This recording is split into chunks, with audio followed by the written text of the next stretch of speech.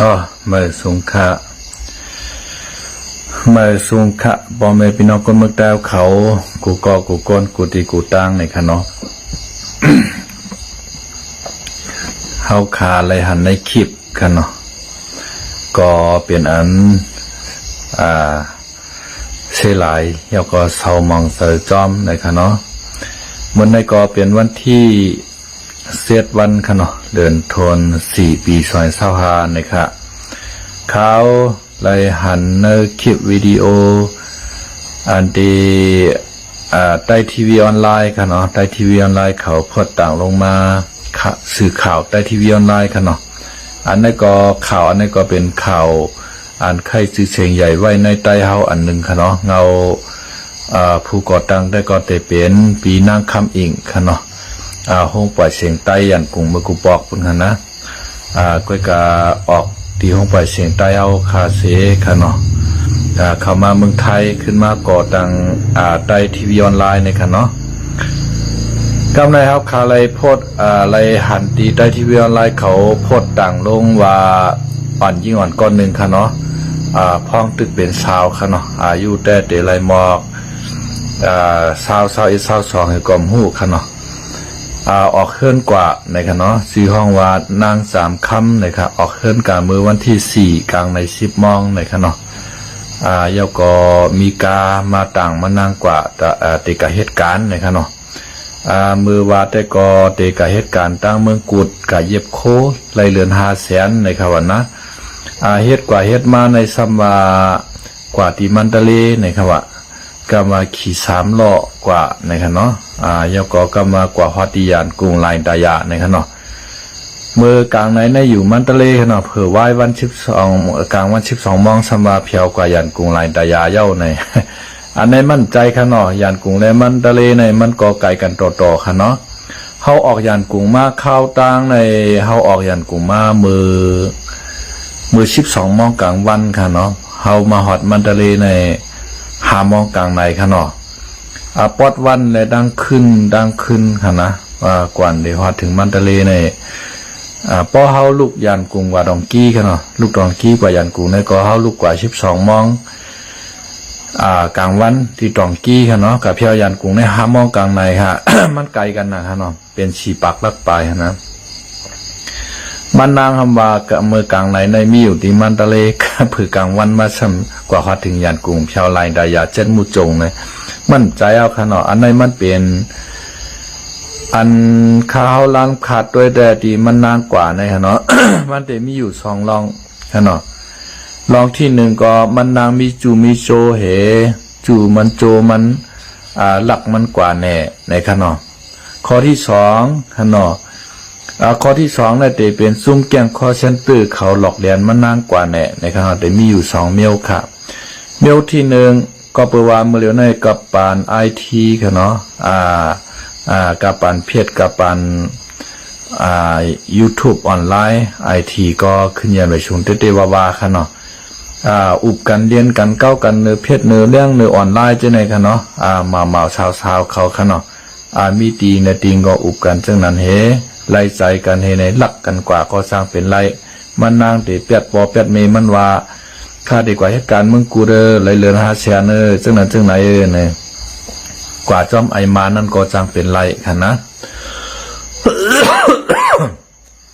ก็เพราะว่าสาวใต้เอามันซ้ำหางหลีมาในซ้ำอะไรสาวใต้เอาขนาดมาในก็ซ้ำหมอเก้าไม่ยิ่งไหวขนาดขาดด้วยเนี่ยปุ่มจามในขนาด ใต้เอาแต่เด็กเก้ามีมาได้ก็บอกใครมีขนาด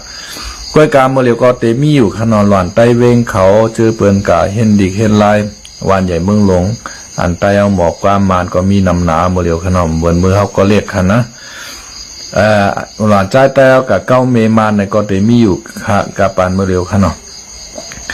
อายก็ กวนใจมันมาเกาเมยิงไตเอาก็มีตั้งนำตั้งหลายค่ะเนาะอ่อนยิ่งอ่อนอันเลยหายตัวกว่าในคัดข้อที่1เขาวนว่ามันแต่มีจูมีโจมานเฮแลหลักกว่าจอมโผมานก็จังเป็นไรค่ะเนาะ ป้อมใจจังนั้นมาแทงข้อที่2ฮะมาแทงข้อที่2ไหนแต่เป็น แก๊งคอเซ็นเตอร์แก๊งคอเซ็นเตอร์ในเมื่อเร็วมันเหมือนเจ้าหนังห้างพึ่งมันชานมันปลายมันแตกค่ะเนาะแก๊งคอเซ็นเตอร์ในมาตั้งที่เมืองลาวที่ King Power ค่ะเนาะออมใจ King Roman ค่ะเนาะอันเป็นเจ้าเว่ยค่ะเนาะเป็นเจ้าเว่ยในเป็นเว่ยเช่ากลางค่ะเนาะเป็นเงามันมาตั้งอยู่ที่เมืองลาวในก็บริหารทั้งเขตและบริหารลาวพร้อมกันกวาดล่างค่ะเนาะเข้ามือกวาดตั้งเมืองซูบุญมือกวาดตั้งย่านบุญนำไปเจอค่ะนะ อาจารย์เงียบไรอาจารย์เงียบไรก็เงียบมือเขมือปั่นตามตายทั้งนำตั้งหลายค่ะเนาะก็ไม่ช่วยโกโก้ค่ะเนาะช่วยโกโก้ในมีติมยาวติค่ะเนาะช่วยโกโก้ในก็จะเป็น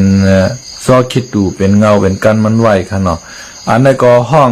เขแก้งคอเชนตือในมาเหตุการณ์กันในตั้งนำตั้งหลายเขแก้บชานค่ะเนาะหลอกเลียนกินเงินหรือออนไลน์เอาเมยิงไก่เฮ็ดเมกาดีเมหมอกยาตั้งนำตั้งหลายเพราะเป็นก้นใจเอาก็ห้องก็ให้เรียนพงเรียนกุนพิวตาหลอกเลียนกินเงินบนเนื้อออนไลน์จะในนำหนาค่ะเนาะป้อเฮ็ดอำไลเขาเอาไพ่ช็อตค่อนป้อค่อนเหียมเอามัดมือขึ้นไหนก้นในกูเจ้าคือกูจึงเมืองค่ะเหมือนเจ้าหนังฝรั่งเขาอเมริกันก็ยังยาบ้าค่ะเนาะอังกฤษเขาเหมือนเจ้าแอฟริกาเขาจะไหนค่ะเนาะแล้วก็ปีน้องไตเขาคนไทยคนเขจะไหน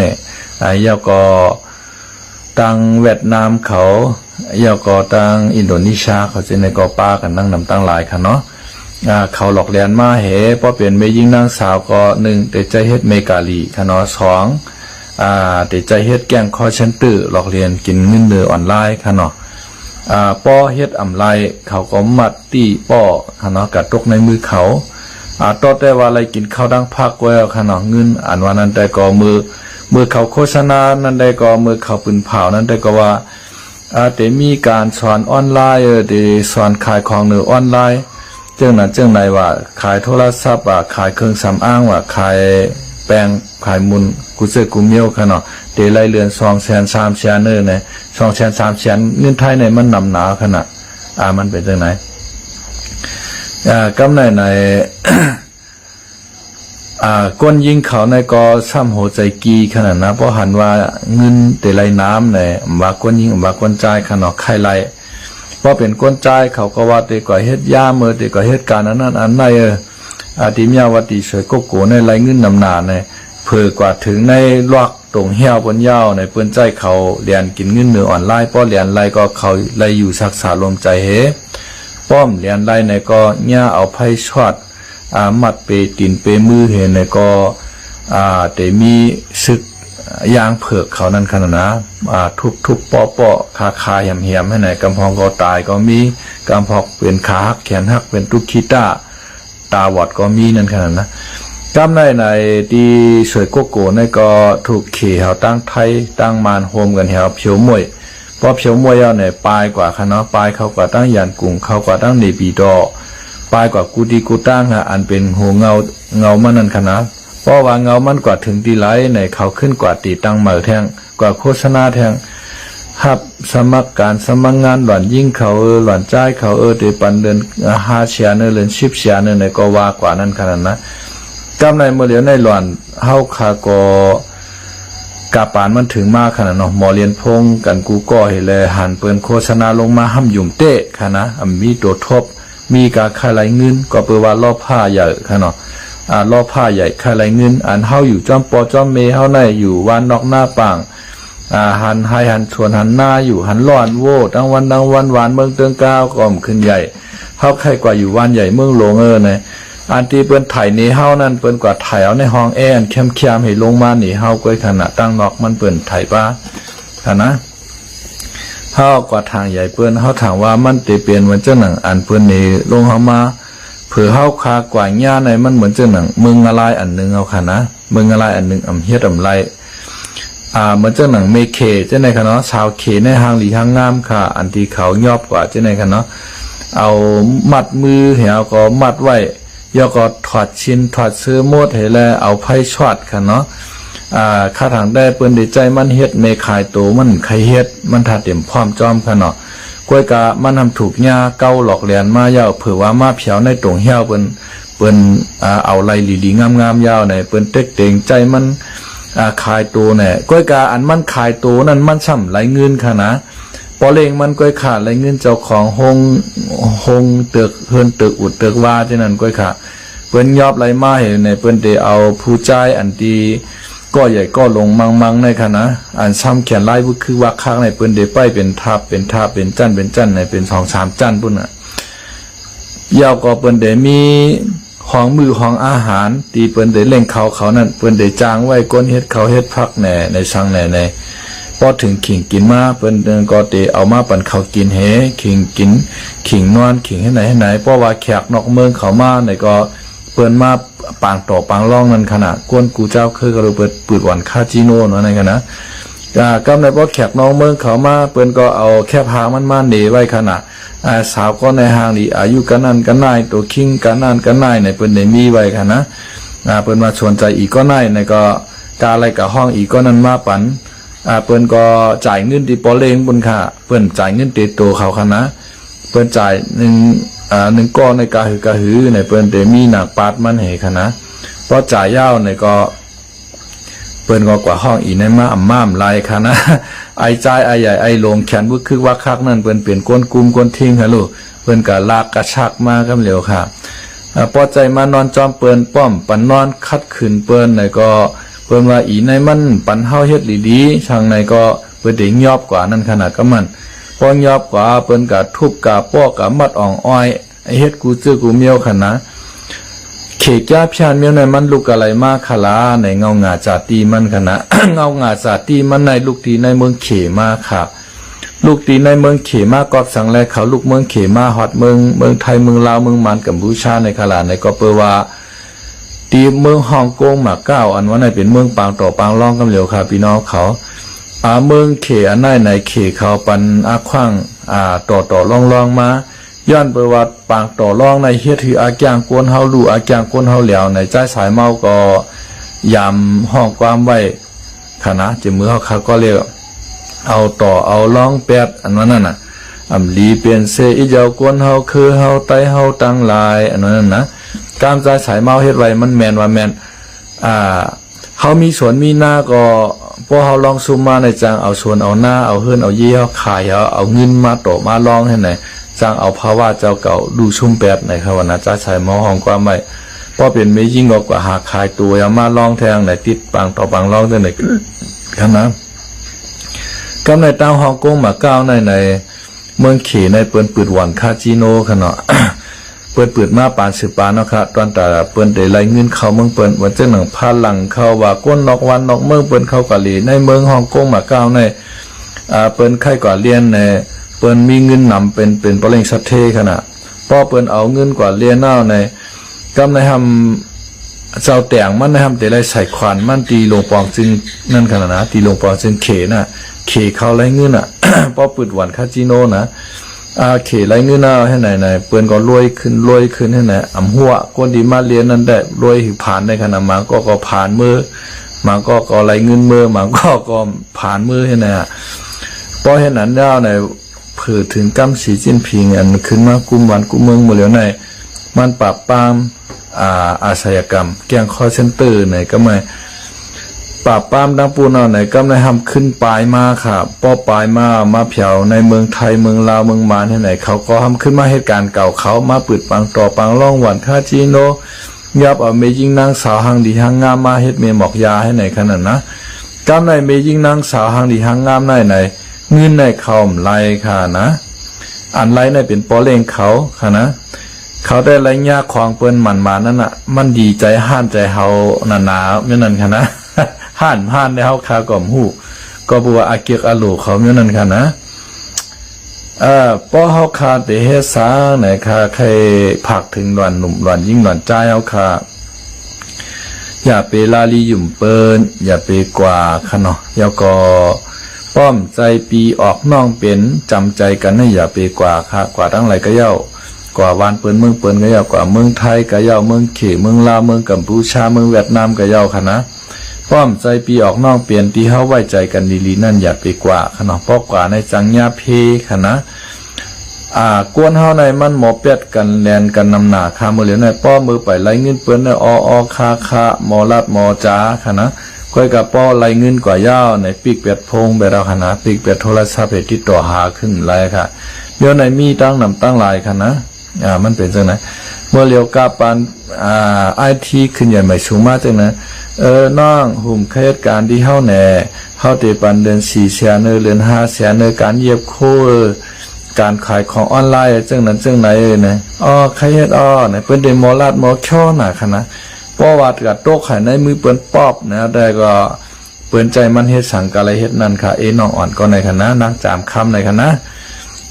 จอยกันสืบแชร์ต่อกันกว่าค่ะเนาะให้พี่น้องแต้วเขาไล่ฮู้ไว้ค่ะนะป้อว่ากับโต๊ะขายในมือเปิ้นป๊อบแล้วก็เปิ้นใจไม่ขายตัวกว่านอนจอมพลังก็นั่นแหละกานอนจอมขี่ลาวปานก็นั่นแหละกานอนจอมกะลาก็นั่นแหละกานอนจอมปู่มูมานก็นั่นแหละมันตื่นเตะไรกว่านอนป้อมกว่านอนป้อมมันคัดขืนเปิ้นซ้ำเดยอบเปิ้นเตะป้อเตะตบนามันแหน่ปาบแก้มมันแหน่ให้แหน่เปิ้นทำเตะเอาไพ่ช็อตแหน่ไพ่ผ้าช็อตเมื่อเร็วมันมีคารุณาไพ่ผ้าช็อตอันเหมือนเจ้าหนังใครเหมือนไพ่ถาดในค่ะนะว่าเอามาท่องให้เปิ้นที่ไหนไพ่ช็อตในเนียดกับค่ะนะอันในเปิ้นขายอยู่ค่ะเนอออนไลน์จะในค่ะนะอันพอเป็นกวนยามเขาในเปิ้นได้ซื้อไว้ไพ่ผ้าช็อตในค่ะนะพอมีกวนหายกวนสั่งมาในเอาไพ่ผ้าในกับช็อตว่าเขามาจำเฮาไพ่ผ้าในท่องใส่มันได้ช็อตตัวมันให้มันได้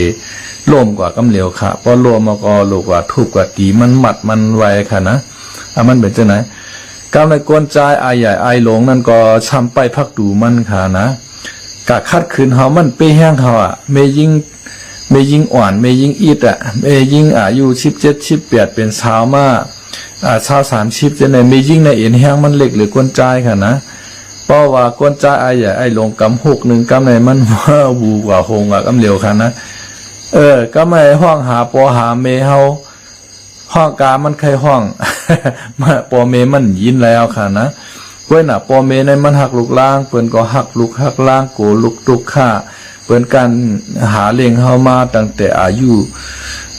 แต่มือเฮาเกิดตกผักมานั่นน่ะแต่มืออายุเฮาไหล1 วันมานั่นผ่าดินเฮามี2 นิ้วแต่มือเฮาแหลงแจ้งแฮงนั่นเปิ้นปอหักเฮาแต่มือในต้องเผื่อว่าเปิ้นเลี้ยงเฮาใหญ่มากาสูงเป็นหมาเป็นสาวหางดีหางงามมาช้ำไข่ผาดยานปอเมออกกว่าเอาก็ไม่ไข่กัดตั้งตัวหางกล้วยไข่กะหาเงินหางกล้วยอาหารเปิ้นลงเพชรปลูกมาหรือเพชรปลูกหรือออนไลน์หรือ YouTube มาโลเฮือนของหางดีหางงามก้าวข้างดีหางงามให้ไหน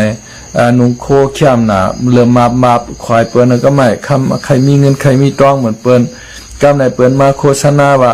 แต่ละเหตุการณ์เย็บโคเรือน5 แสนเรือน5 6 7 แสนเหตุการณ์นั้นน่ะหัวใจเกียก็ไม่ทำทางว่าเตเวินอันเปิ้นโฆษณาเต้มันเป็นค่ะพี่น้องเขากาปานเมื่อเหลียวในกวนมีศีลมีธรรมในมันนำหนาเปิ้นหลอกเปิ้นเรียนกว่ายาวในก็เปิ้นเอากว่าเฮ็ดมีหมอกยามีขายโตกล้วยค่ะนะอย่าไปวนว่าเตกะไล่เปลี่ยนค่ะคนเมื่อกลเลิงมันหนามันนำคาเมื่อเหลียวในค่ะนะคนเมื่อกลเลิงในมันนำหนาอย่าไปกะยุ่มเปิ้นลาเป็นเจ้าหือมีเจ้าหือมากกะเย้าเฮาอยู่จอมปอจอมเมเฮาค่ะนะตีนาหอต่อเฮิรนลีเฮคัดสร้างนาหอต่อเฮิรนกว่ากำลินสุดมากวนเฮาไหนมันยาวตีตายก้อยค่ะนะกะอยู่กะไรกะเย้าค่ะนะว่าอยู่กะไรกะเย้ามีตานหือกะเย้าผ่านตานหือกะเย้ากำลินสุดมาตายอย่างเดียวค่ะนะก้อยการระหว่างเฮาตีตายนั่นไหนให้เฮามีสัตว์ปานติลีค่ะเนาะสัตว์ปานติลีสัตว์ปานติลีในเจ้าหือคาลาในเฮาเลยอยู่จอมปอจอมเมเฮาค่ะเนาะเดี๋ยวก็เฮามีนาหอต่อเฮิรนมาก็คัดสร้างนาหอต่อเฮิรนเฮาคือมันขึ้นใหญ่คือแคมตีเฮาในไปช่างถูกก็ในไปวัดไผ่หลีปางตึกปางยี่ก็เหลืองนาเฮาค่ายกะอยู่ตั้งนั้นตั้งนายเนี่ยก็ไปตึงปางอุบโอกันให้ค่ายกว่าค่ะนะเอาตัวก็เหลียวรอดออกกว่าหางกล้วยเนี่ยฮู้ว่ามันได้กางหญ้าอย่างตั้งนาค่ะเนาะปอแม่อันว่าในก็เล่งลุกไว้กินแห้งในคำว่าแป้งเงินใส่มือเท้าในคำว่านะอันปอเมเล่งลุกเล่งล่างเฮาขาไว้มาใน ในสังกาลวัตตานั้นก็มันมีไว้ค่ะวัตลาปอเมหาเปิงเยาก็วัตลาลูกล่างโหลเฮ็ดเหนือปอเมหาเปิงในเช่นไหนครับเล่งลาเพกุ่งกว้างคัดสางนาการปองไฮกึ่งปุดเฮินเยลู่ปิกเซเมียงฮัดต้วยหลูเซอร์เคอกว่าวัดตาลูกล่างมีหายังในยาวในขวะอันในพระเป็นเจ้าเฮาขาสังสอนไว้ค่ะเนาะซ้ายสังขาโลวัตตานั้นคณะในสังขาโลวัตตาสุกน่ะเล่งลาเพกุ่งกว้างอันนั้นคณะให้เล่งหลูลุ่มลาปอเมเฮาสองเท่านั่นค่ะเนาะดีๆงามๆก็เปื่อเปิ้นเล่งเฮามาต่อปอใหญ่เอาขนาดนะเฮาบ่เปตัวเปกเปงานเปการเปงานเยาคัดสางนาการป้องว่าจอยปอมเมเฮาขาเหตุการณ์เหตุงานนะให้กึ่งปุดเฮินเยว่าเฮาขาในโดไลเป็นลูกปอเมอันติวางงายถ่อมความปอเมเฮามีไว้ควายโคสนอุกษาปิกเจมาลาโวกวายเตอไขลอกนามีไว้หลอดไว้กากุซึกุเมียวในใครปอเมไข่ปอเอามอบอาปันเฮานั่นให้เฮาเป็นก้นดีขนาดให้ฮับขามเอามวยปอเมไรนั่นขนาดนะลูกล่างหมาก้อในด้วยถึงปอมเมลุ่มลาปอมเมก้อยกาวาปอมเมทามาจำเดตามีแลลูกเก้าลูกไล่ซุ่มอย่างเก้าให้ไหนตีเตมันปอว่าในกลุ่มตะลาไหนมานำขึงตีเอาของปอมเมมานาวะไอก้อในค่ะนะลูกก้อในลูกวายักษ์วาตีก้อในลูกอ่านก้อนวางง่ายเนี่ยอยู่จำปอจำเมเหปอว่าคือก็ถ่อมเมว่าคือก็ถ่อมตีนกให้ไหนอันนี้ลูกก็ในมันตาบไรย้อนค่ะปันเกาลาปอหน้าปอเฮากาปอเฮาโลดปอเฮาเฮินปอเฮามันตาบไรว่าปอมันได้แต่จุกปันมันกำเหลียวค่ะนะเก่าเท้ายาวเก่ามีเฮียงเฮียดโจเก่าไปตายในเก่าที่อ้นปันเป็นชื่อไม่ก่อนพอเป็นตั้งเมืองไทยได้เปิ่นอ้นอาบปันกันค่ะลูกนะเอาชื่อปอชื่อเมในเอาเย็นเป็นชื่อลูกกว่าให้ในเปิ้นเข้ากันในอำเภอกาติก้มติลินเนียวก็อ้วนปันกันค่ะเมืองไทยในคณะก็แปลว่าเมืองไทยในเปิ้นมีปักมีเปิงมีกฎหมายเข้มแลบเมืองเฮาเนี่ยมีปักมีเปิงมีกฎหมายมีแต่มีอยู่ในจ่าอุกมานปุ่นน่ะหมู่ว่ามีนาลิกไหลปับมันก็เฮิมยามหันในปอกค่ะนะมีอยู่เซตามานเขาก็เอาออกมาใจจุ่มยิบกองกลางลังนักเจ้าคือเขาก็เอาออกมาใจซุ่มยิบกองกลางเจ้าคือเขาก็มีเผอมีมันเฮ็ดเผอเฮ็ดมันตั้งแต่มานกว่าเอาค่ะเอาทรัพยากรแผ่นดินขายกาต่างวันต่างเมืองขายเขาเมืองเขชื่อกองกลางลังนาให้มาไปกินก้นเมืองดีขนาดนะซุ่มยิบกองกลางเจ้าคือจะไหนก็ซ้ำขึ้นยังมันเอาทรัพยากรของแผ่นดินน่ะ กูซื้อกูเมียวขายเขาเมืองเขมาสร้างเอ็นแห้งตัวเก่าไอ้ขนาดนะเพื่อการลูกนอกปองปลายมันได้ก็ขามตุกขามขามยากกูเจอกูเมียวคัดสางนาการปองให้กึ่งปูเทินเยลูปันเจจากวัดในคำว่าเพราะว่าปอเมเฮาขาตายมือยาวในก็ให้เฮาขาเฮ็ดตั้งดีกูโศปันปอเมเฮาในคำว่านะลูปันเจจากวัดในเฮาโหลไรเฮียนกูซาบันปอเฮาเมียเฮียนปากซ้อบันปอเฮาเมเฮาผิดปางสังขาเจ้าชาเจ้าเขามาฮอตลาปันหวยกุโสปันปอเฮาเมียกับพ้องในประเทศ1 ปี1 ปอกคันนู้นนะตัวหลูเจอคือกว่าปอเมปีน้องเจอคือเฮาในไฮเฮาอย่าไปลืมในคำว่าภายเมเฮามีปีน้องภายหลายภายปอมีปีน้องภายหลายในอันในวัตลาลูกล่างในโลเฮ็ดในมีหาเปิงกำเร็วขนาดกำในวัตลาปอเมก็มีเหนือลูกล่างหาเปิงนั่นก็อันปอเมโลเฮ็ดนั่นนะปอเมในสั่งสอนลูกอันโหลดไหลมีในขาปอไข่ขาปอลืมกันเนาะ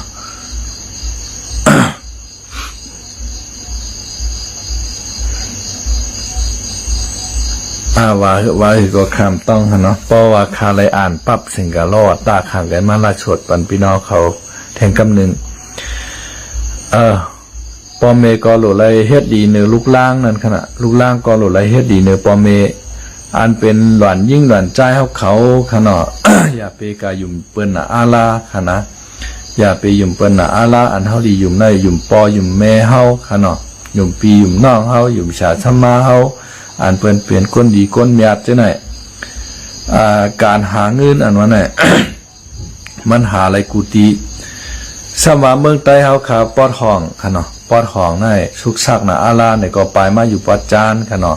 ปอดจานเตียนำเป็นปากทึกก็มีค่ะเนาะเข้ามาอยู่ในนาทีปอดจานนาทีปอดจานในเป็นนาทีเผาเป็นนาทีเจ้าหูปาลงเจ้าซึกในก็เขาเจ้าก็มีปุนพ่อนตาตีเกียรติเคกังปอเมพี่น้องคนเมืองค่ะเนาะนั่นคือเตรียมทบเพค่ะเนาะเฮาขาไปก็อยู่ที่รอดเพค่ะเนาะชักจะว่าเขาใครเข้ามาอยู่เมืองไทยเนี่ยก็เขาก็โหลดไล่กับ10กับสารพี่น้องเขาขาตั้งเมืองไทยหลี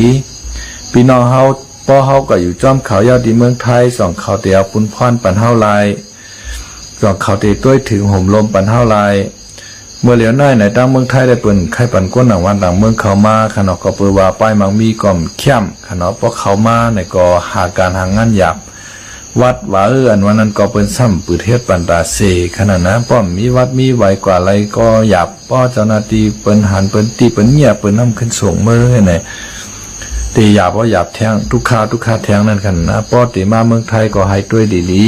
ๆกับ10ปีน้องเฮาดีๆงามๆกว่าขนาดนะจ่องก้อยมาค่ะเนาะพอมาอยู่เมืองไทยยาวเนี่ยก็หลุดไหลมีตังเยื่อนกันค่ะเฮาข้ามหมอกามเปิ้นเฮาลูกเมืองใต้เอามาหมอกามไทยเฮาขาไก่เฮ็ดจอมการจอม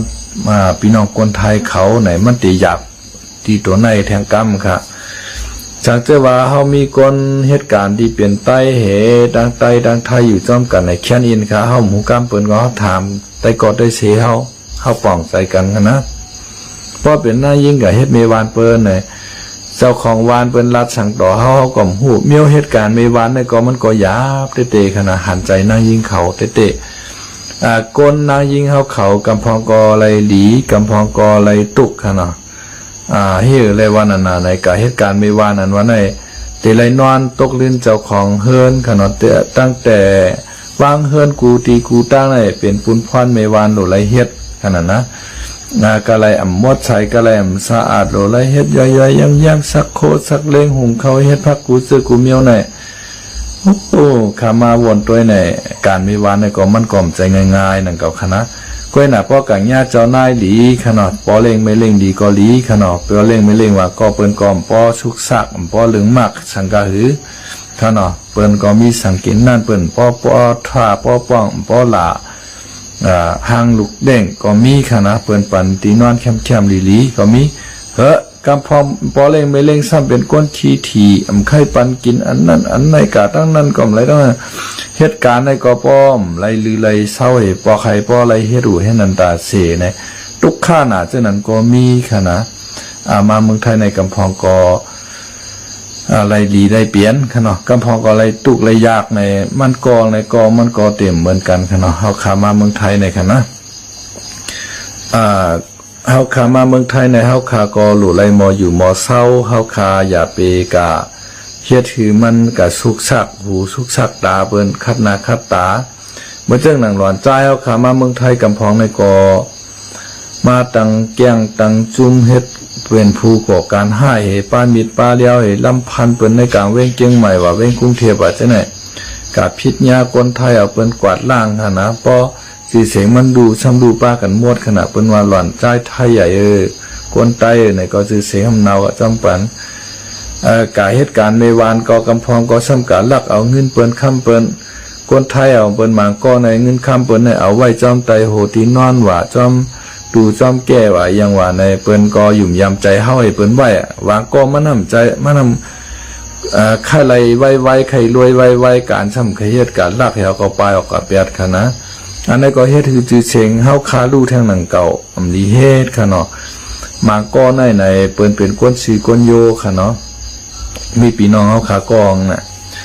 ไม่เล่งเฮารักจ้ามใจมันน่ะ พี่นางน่ะย่อก็เป็นตีล้านค่ะเนาะเป็นตีล้านตีล้านก็มีห้องนอนเขาปิดป้ารีสอร์ทค่ะเนาะเมเล่งมันในเฮ็ดเกียงเอาสายข้อค้ำเส้น2 วัตต์ในค่ะนะเอาไว้อยู่ใต้มอนโหตีนอนมันนั่นเฮาก็ไม่นอนเฮาก็ขึ้นปอกมือกับตีเฮิรนตีรีสอร์ทเลยตีเฮิรนเนี่ยมันใจตีเดียวกันรีสอร์ทในเป็นทางตีเฮิรนในเป็นทางตีเฮ็ดไหนก็ไม่มันว่าปีนางเนี่ยว่า พี่นั่งกับป้าเถน่าเนี่ยโทรศัพท์มาหาเนาะเมเลงมาเฮิรนยาวเนี่ยเมเลงก็ไหลเพียวเลยปัดไหลตบพาเนี่ยเผื่อว่าพี่นั่งในกับปัดพาเจ้าในคณะกะหันชายข้อคำเมเลงเนี่ยอยู่ที่ไตมอนโฮเนี่ย